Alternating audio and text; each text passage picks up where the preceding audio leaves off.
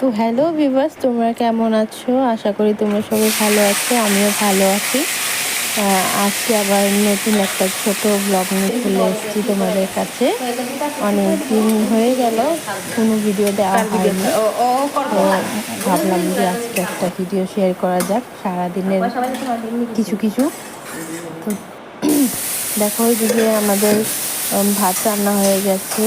এটা হলো আলু, পেঁয়াজ, গাজর আর বিনস ভাজা। আর এদিকে দেখো মাছের ঝোলের সবজি করা হবে আজকে।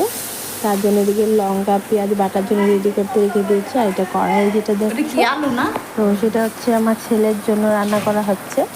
আর এদিকে দেখো ছেলের জন্য ম্যাগি নিয়ে আসা হচ্ছে। ওর রিয়াকশনটা দেখার মতো। ম্যাগি, আসো তাড়াতাড়ি।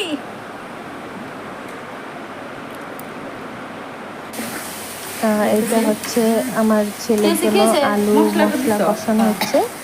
মাছের ডিম দেওয়ার জন্য ঝোল করা হবে।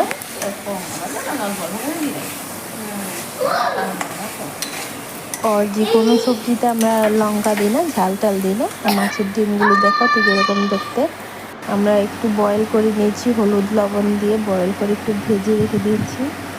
আর তারপর দেখো একটা আমার শাড়ি ছিল, যেটাকে আমরা একটু ডিজাইন করার নতুন একটা লুক দেওয়ার চেষ্টা করেছি। তোমাদের কেমন লাগে? এটা আমাদের ঘরেরই কাজ, মানে আমি করতে জানি। তো মানে তোমাদের কেমন লাগে, এরকম তোমরা করো কি না শাড়িতে, নিশ্চয়ই কমেন্ট করে জানাবে।